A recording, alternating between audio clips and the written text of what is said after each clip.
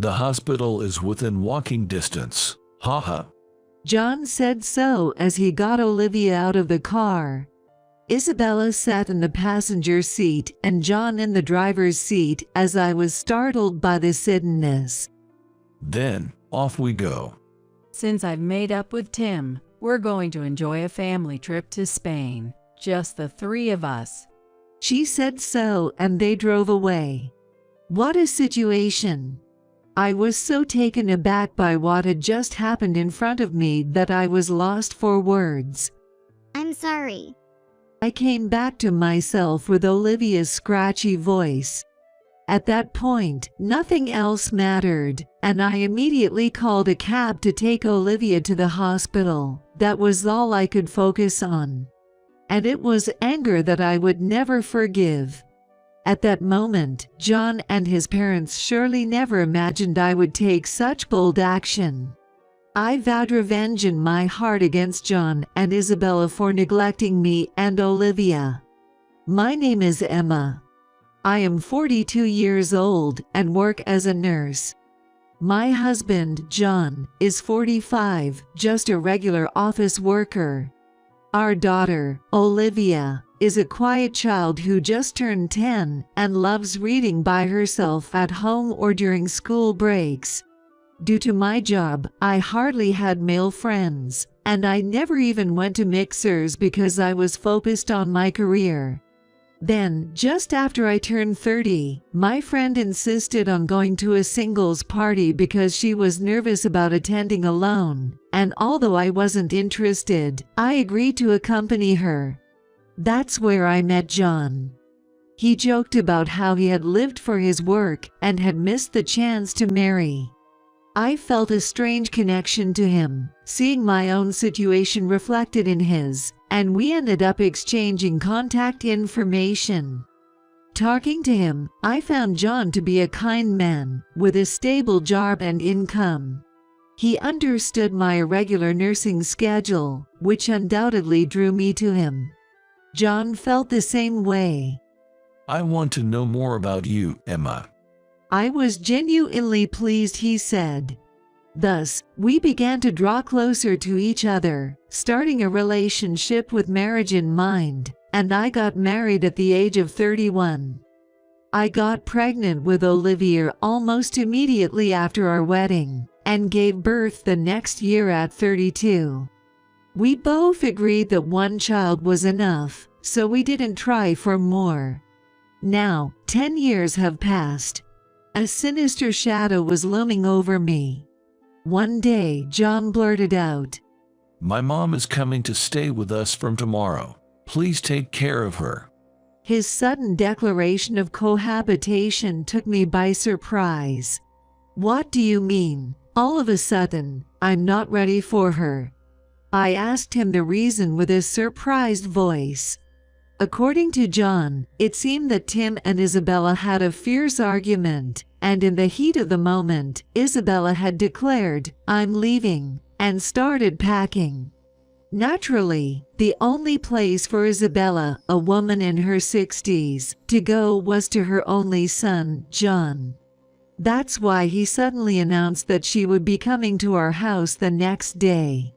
Honestly, I was opposed to living with even my own parents, let alone my mill. Do we have to take her in just because she had a fight with her husband and decided to leave home? Is she ignoring our situation? Please, think it over. However, John seemed to dislike my protest, responding with annoyance. You hate living with my mom that much? I never thought you were so cold. I couldn't say how much I disliked the idea. John's face was too intimidating, and I felt overwhelmed. I swallowed the words I wanted to say, and instead glared at him.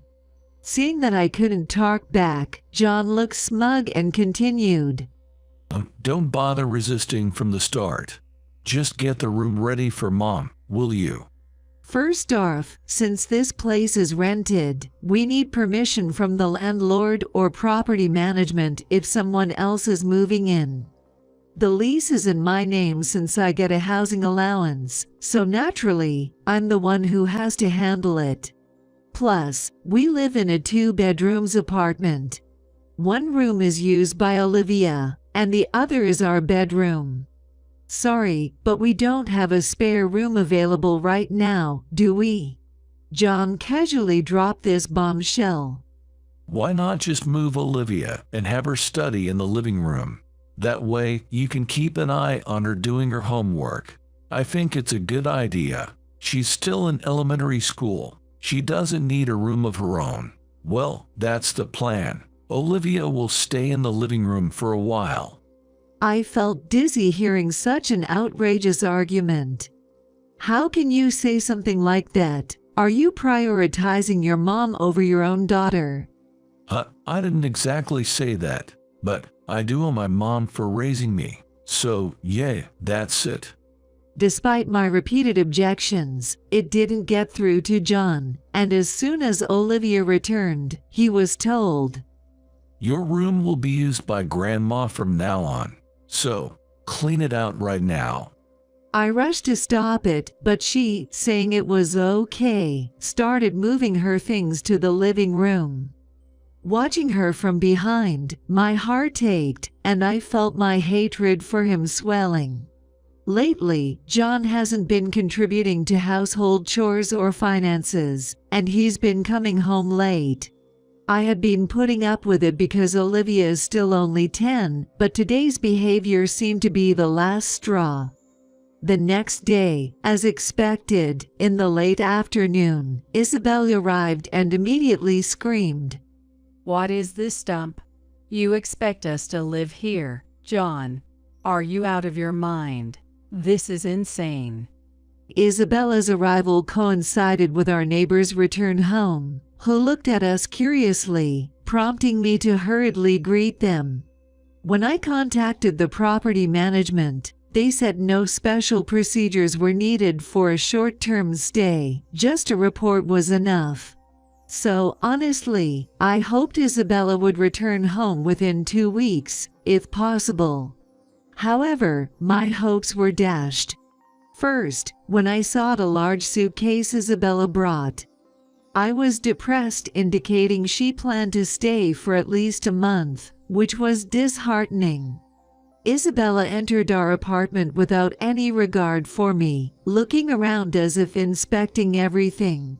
Then she went straight to the fridge and started criticizing.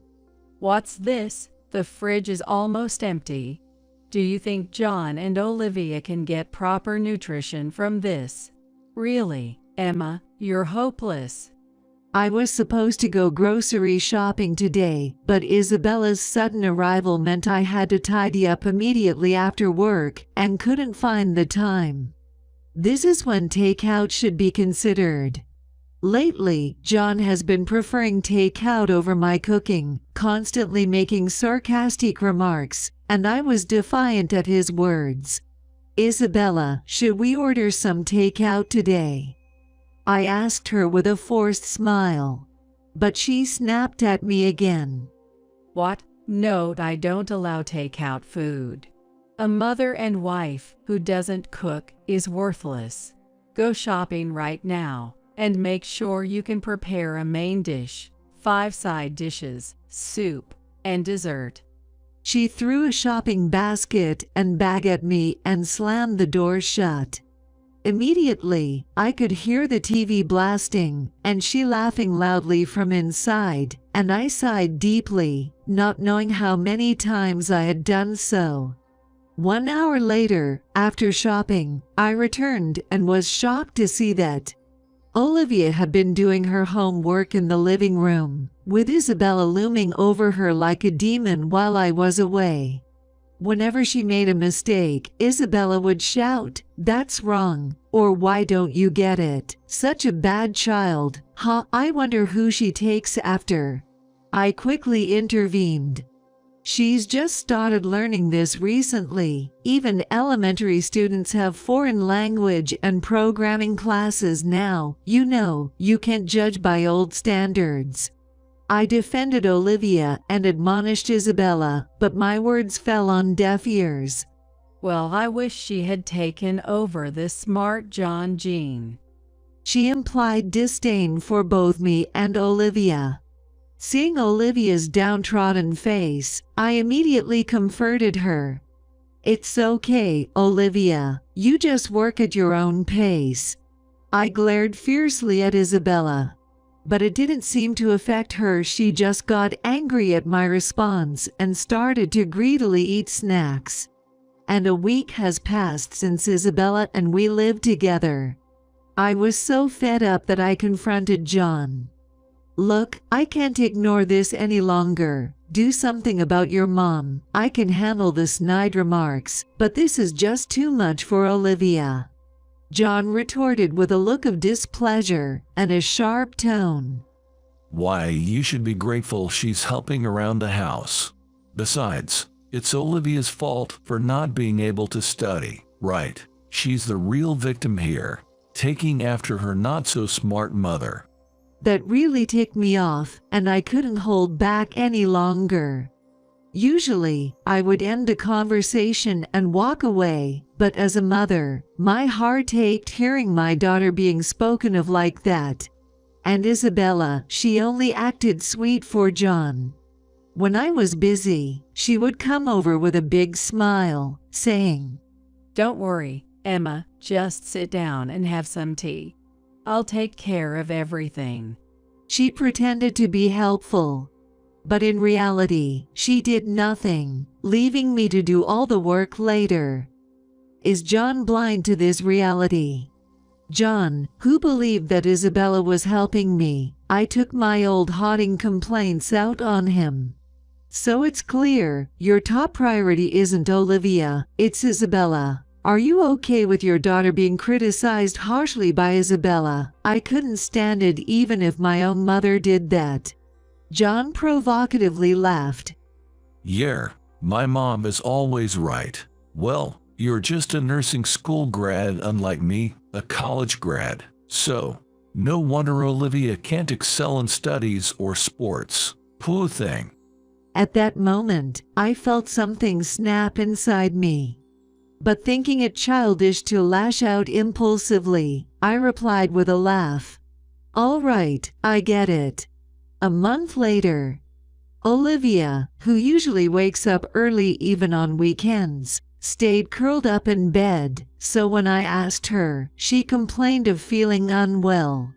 Remembering the recent epidemic at school, I measured her temperature. It was 102 degrees Fahrenheit. I rushed to tell John, only to find him inexplicably getting ready to leave. I was puzzled, and John said as a matter of course, Oh, I forgot to tell you, but I'm off to Spain with my dad and mom. I hadn't heard anything about this trip, but at that moment, I didn't care. We only have one car, which is mine, since John commutes by train. Ignoring John, I tried to take Olivia to the hospital, which is open even on weekends, but then John and Isabella showed up with their suitcases and dropped the bombshell. The hospital is within walking distance. John said so as he got Olivia out of the car. Isabella sat in the passenger seat and John in the driver's seat as I was startled by the suddenness. Then, off we go. We've made up with Tim, so we're going to enjoy a family trip to Spain, just the three of us. She said so, and they drove away. Stunned by the sudden events, I was brought back to reality when Olivia, with a raspy voice, said, "I'm sorry." Suddenly, nothing else mattered, and all I could think about was calling a cab immediately to take her to the hospital. And it was anger that I would never forgive. At that moment, John and his parents surely never imagined I would take such bold action. I vowed revenge in my heart against John and Isabella for neglecting me and Olivia. 2.5 hours later, my phone vibrated relentlessly with calls from John. I didn't want to answer, but ignoring it wouldn't change anything. Reluctantly, I answered the phone with a heavy sigh. Then, before I could speak, John screamed in a voice like a shriek. Please, help me. I wondered what had happened, and it turned out he had a car accident on the way to the airport. Actually, my car is a manual transmission. John has a license for manual vehicles, but I guess he forgot how to drive one since he commutes by train. But in front of Isabella, he couldn't admit he wasn't confident driving a manual anymore. Of course, I have proper car insurance, and I made sure it covered John as a potential driver. So, there's nothing illegal about John driving. But it's his own fault he crashed since he took the car without my consent. While I was thinking this, John blurted out, If I deal with the accident, I'll miss the flight. It's your car, so you handle it. It's all because this car is so hard to drive. It guzzles gas. What an old beat-up car. He started to complain, but it just sounded like the whining of a loser. I finally reached a point of not caring, and said with a smirk, So what? You knew my car was manual, right? You took it forcefully. The accident responsibility lies with the driver, not the owner. Hit a guardrail, didn't you? Then, you'll be paying for the car repairs and the guardrail damage out of your pocket. I told him that and hung up. The phone kept ringing persistently, but I was in the hospital. Olivia had something different from the epidemic she needed further tests, and we were waiting for those results. I didn't have the luxury to deal with such selfish people. Ignoring the calls, I then heard the notification sound of an email. Checking my phone, expecting it to be another message from John, my eyebrows furrowed at the sender's name. I fought even had Isabella and Tim sided with John, but while Isabella was just sending desperate pleas for help, Tim asked, What happened? Finding it odd, I replied only to Tim, and discovered a surprising fact. Tim had no idea about the Spain trip and was enjoying his day with his lawn bowling friends. Then Isabella called him about the accident, asking to be picked up. She just kept saying, Just come, without giving details, thinking it was a prank until John also reached out for help. And Tim thought me and Olivia were with them, so he was worried about me and sent me an email. Why didn't you reply to them and only message me? I immediately called Tim and asked, and he gave an unexpected response. Just a hunch. Besides, we are currently separated, so the thought of dealing with her made me not want to. Did my wife cause any trouble? Tim wasn't even aware that Isabella was staying with us, thinking she had just gotten herself into trouble due to her selfishness. I held my breath and slowly told him what had happened.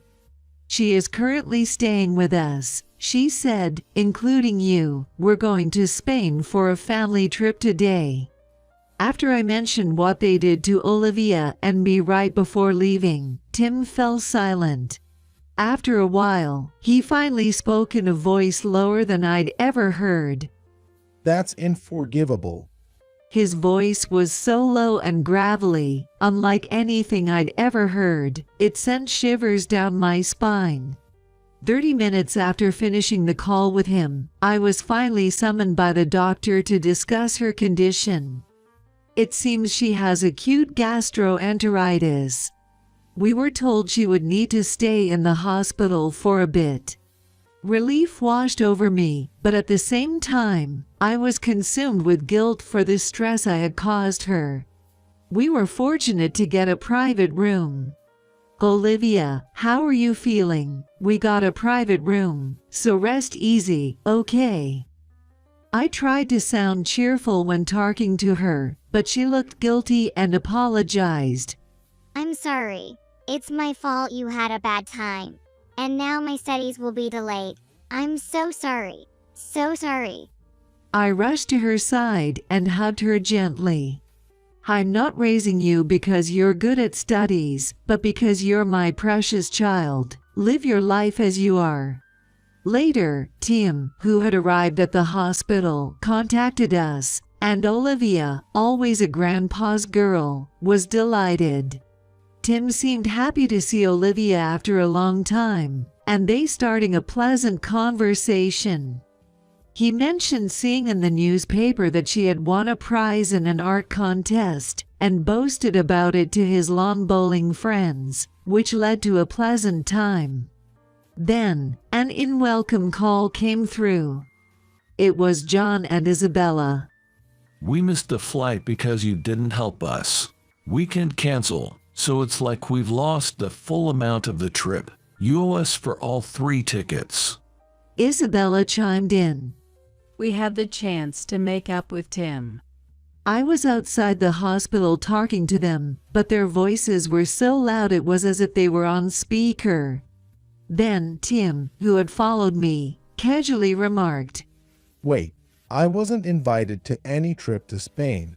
It seems there's a third person involved, but it's neither Olivia or Emma, and certainly not me. So, who could it be?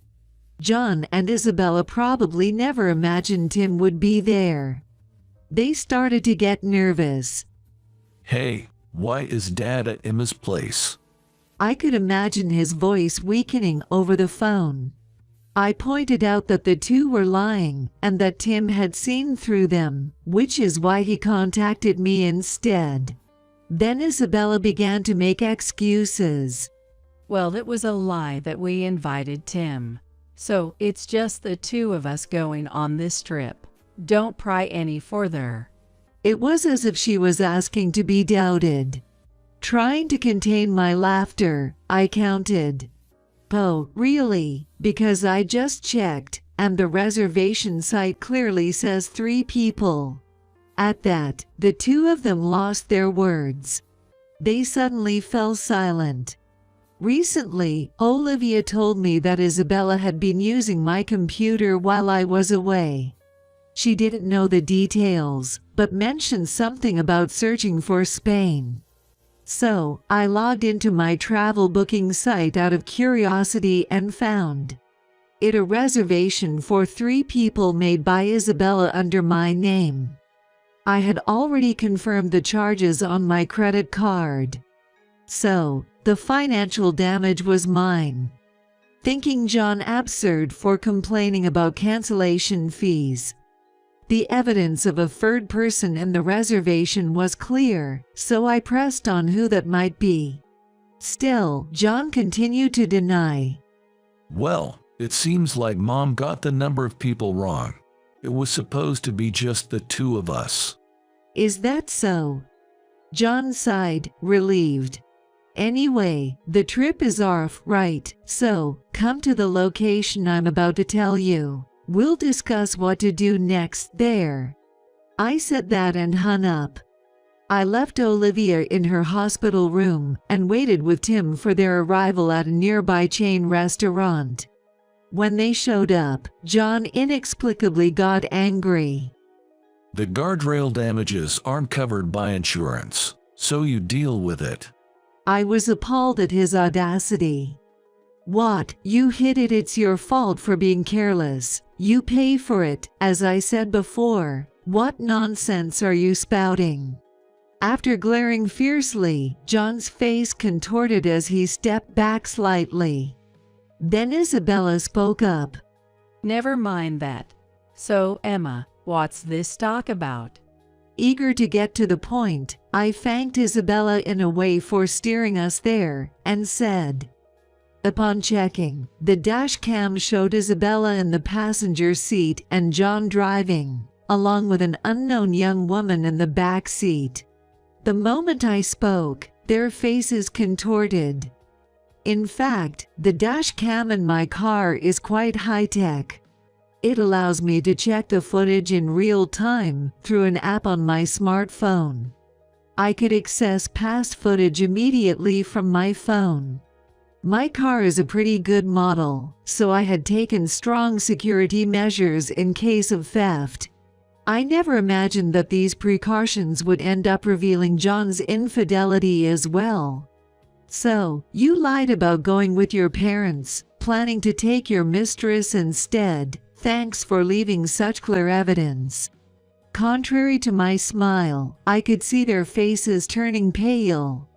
They probably thought they could destroy the evidence by removing the SD card.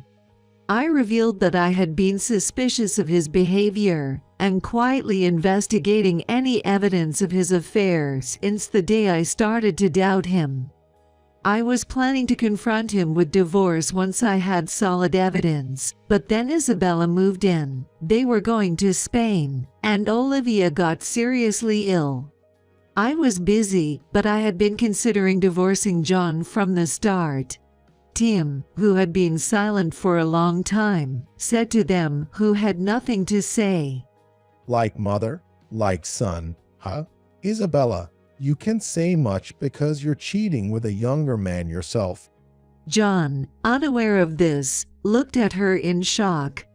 Isabella blushed in front of the eyes of people around her at a chain restaurant. At your age, you got seduced by a much younger man and lavished him with gifts, and fell in love. Save your daydreams for bedtime. Tim, usually quiet and not prone to shouting, was visibly angry. This is the reason why Isabella left home. After all, she deserved it. Yet, she made excuses, trying to shift the blame to Tim, showing no shame for intruding into our home. Disgusted, I looked at Isabella with scorn. I don't intend to meddle in your affairs, but John, you're obviously getting divorced from me, and I'll take custody. Child support and alimony are a given, along with compensation for the accident damages and the Spain trip costs. Be prepared for all. Of course, I will make a claim to your cheating partner.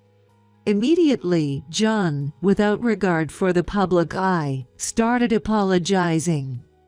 Okay, I'll pay everything.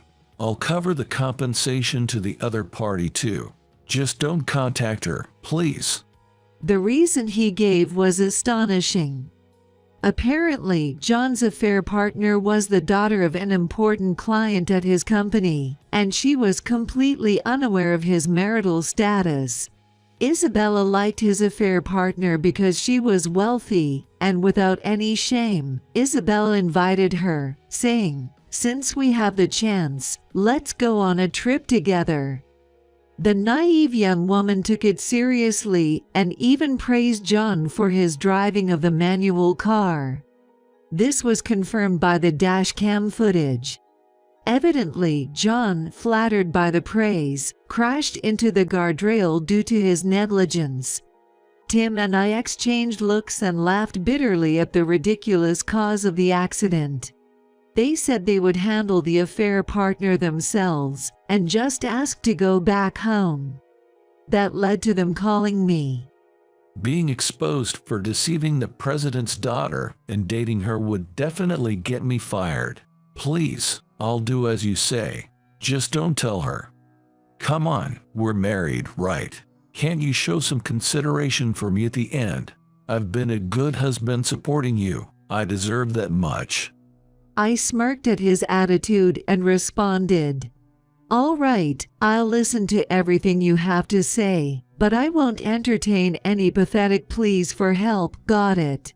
Ha, as if I'd make such a pitiful, uncool plea. Okay, that's settled then. Thus, I divorced John, claimed a fixed amount including child support, and our marriage ended. But the real drama unfolded later. What do you mean? She found out about the affair. After some time post-divorce, John called me in distress. I realized I'd forgotten to block his number. As I pondered this, he continued to rant. It's the worst. The president insists on apologizing to you and is furious with me. You broke the promise not to tell her, so give back the money now.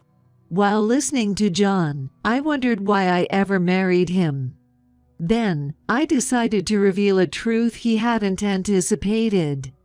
You know I'm a car enthusiast, right? And the president you mentioned. He runs an auto parts manufacturing company. Actually, I've been a client there. I requested them to fix my car you wrecked.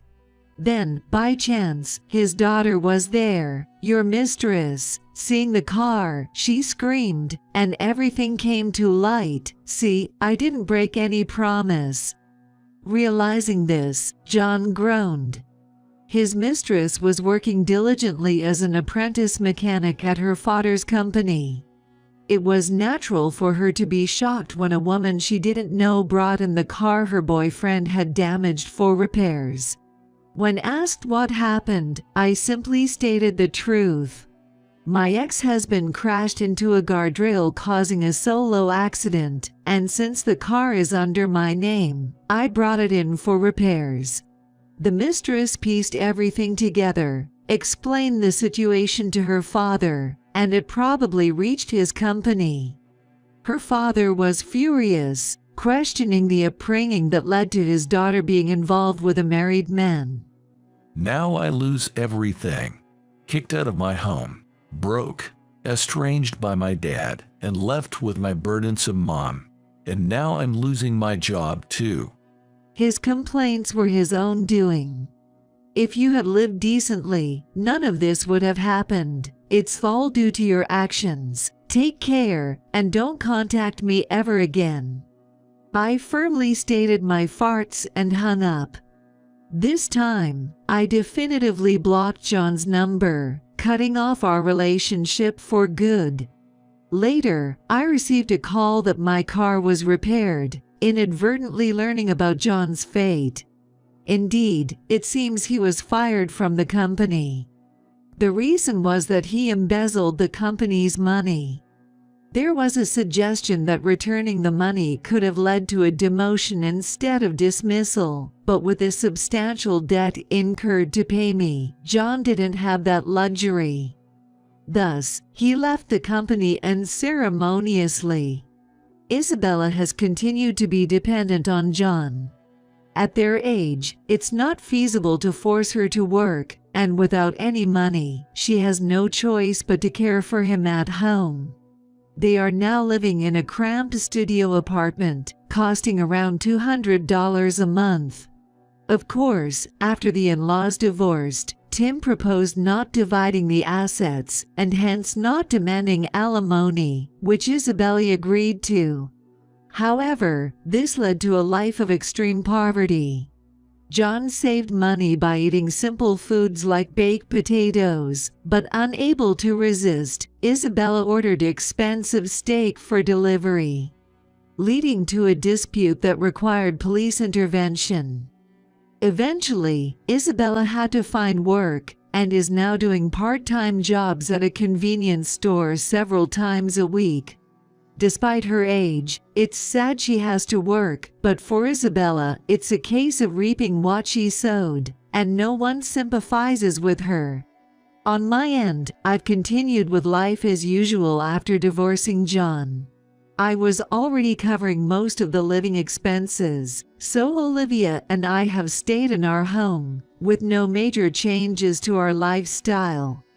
Ironically, Olivia's grades improved, possibly because she was free from John's constant nagging about her studies. Especially her art grades have been excellent, and she's even expressed a desire to pursue a career in the arts. As a parent, my role is to respect her choices. Even if it's a thorny path, as long as it's not leading her astray, I'm intent on letting her pursue her interests to her heart's content. Look, I won first place in the contest again. That's my girl. You've got real talent in art. Olivia visited Tim in his facility, maintaining their relationship through her updates. I divorced John, so he is no longer my Phil, but this is how I continue to connect with Tim through Olivia. I am deeply grateful to Tim, who believed in me over John and Isabella. I hope he lives a long and healthy life,